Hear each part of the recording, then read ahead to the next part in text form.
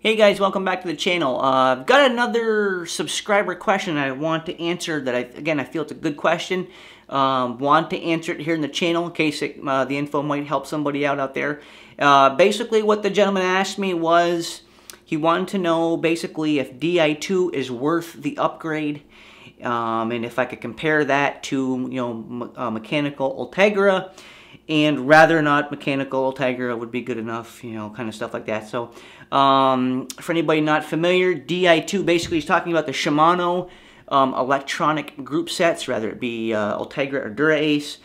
Shimano currently has 2 electronic group sets, Ultegra and Dura-Ace. Ultegra is more of the mid-level enthusiast, upper end enthusiast type group set aimed at that market, and of course Dura-Ace is like designed or pretty much for elite racers who are looking for every possible weight savings and performance benefits from their group set. So so that's what Di2 is. Now I do have a bicycle with Di2.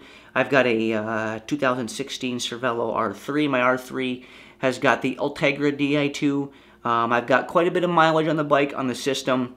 I do like the Di2 system. A couple things I like about it is pretty much it shifts very, very well.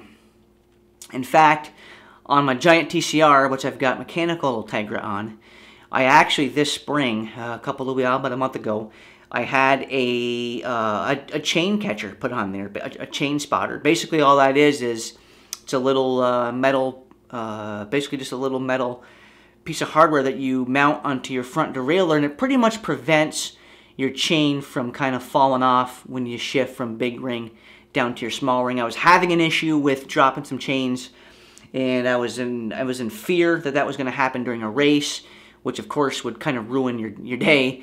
So I put a chain spotter on, and I have not had an issue on that system, on the mechanical Ultegra, since putting the chain spotter on. Have not had one drop chain. So in case you're wondering, a chain spotter is a great investment. You can get one for like 20 bucks.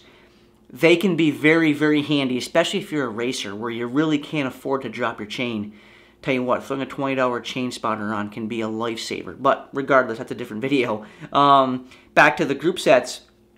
So Di2, I think, definitely shifts a little better. It just seems to be more precise and less less prone to get out of adjustment. Pretty much once your Di2 system is tuned in and shifted properly, it's pretty much going to stay that way for a long time. In fact, I haven't had my bike back to be readjusted, that Di2 system, since I bought the bike. And in fact, on the Di2, you can actually very quickly, while you're riding, just by pushing a couple of buttons, you can micro adjust your rear derailleur while you're riding. So that's a very good feature too. So the shifting performance of Di2, very, very good. As far as weight savings, I think the very newer Di2 versions are cutting a little bit of weight from their mechanical versions. But I think the system I have in the first couple of generations of Di2, I believe, were actually a tad bit heavier than the mechanical versions, if I remember right. I do have a couple of year-old version of the Di2, but shifting performance is very, very good. Battery life is pretty much not an issue. As long as you're charging it up once a month, you're going to be fine, honestly. Really don't have any battery issues. The battery charge lasts very long on Di2. The system is a little bit more money. To get Di2, you are going to be having to invest a little bit more money in your system. But again, it's going to boil down to, as far as whether it's worth it or not, I think it is. And if I was going to buy a bicycle tomorrow, I probably would get a bike with Di2. Or I would certainly probably be looking in that realm. Again, is it worth the money? That's a very subjective question, and everybody kind of has their own answer there. I personally think it is worth the extra money because, like I said, shifting performance is really good. In fact, I don't even have to use a front chainring spotter on my Di2 bike. I don't think I've ever had a drop chain on the Di2. I probably should knock on wood because I probably have one today.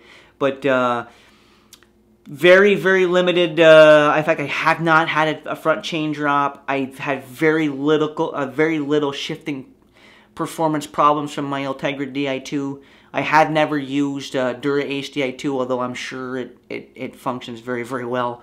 Shimano makes really good components. So I'm sure the Di2, the Dura Ace stuff is really, really good. You're going to save some weight from the Ultegra. So if weight is like, if you're a real big weight weenie and just looking to save every possible gram on your bike, you know, and you can afford it, you know, Dura Ace it might be the way to go, just because it is the ultimate kind of Gruppo. Although I think Ultegra is certainly good enough for anybody, even if you're a serious racer. I mean, I consider myself to be a pretty serious racer in the fact that I take my training seriously, and I really do try to do my best, and I take this stuff pretty seriously personally. So I would consider myself a serious racer, and I don't feel that I'm in any way, hampered or, handicapped by having Ultegra as opposed to Dura Ace. I made a video a while back on my channel where I talked about this, and in my opinion, nobody is getting dropped from a group ride or from a race because they have Ultegra instead of Dura Ace. That's not happening. Is there some advantages? Is there some shifting advantage? Yes, of course, there's a weight advantage, but is having Ultegra the difference between being able to hang on with a front group and not? No, that's all the person on the bike. But, so that's kind of my 2 cents on it. I mean, I do think Dura Ace Di2, I do think Di2, or even if you wanted to get SRAM ETAP, SRAM Red ETAP is SRAM's wireless Gruppo, or Campagnolo Super Record EPS is their version. I haven't used those systems yet, but I'm sure they're just as good. SRAM and Campy make good stuff too. So pretty much any of the electronic group sets, I would think that they are worth it personally. Again, if I was buying a bike tomorrow, I would probably be looking to get, the electronic version, rather it be, Campy, SRAM, Shimano, whatever. I do think it is worth the money. The shifting performance is really good. Battery life is not an issue. Again, it really boils down to your own personal, situation. Can you afford it or not? It is a little bit more expensive, obviously. But yeah, that's my 2 cents on it, guys. I think I answered that gentleman's question. I think I touched on all the points he was asking there. If you guys have any questions, let me know. I mean, I'm gonna make videos on this kind of stuff. Hopefully, my 2 cents can help somebody out there make a decision. That's kind of why I'm making these videos.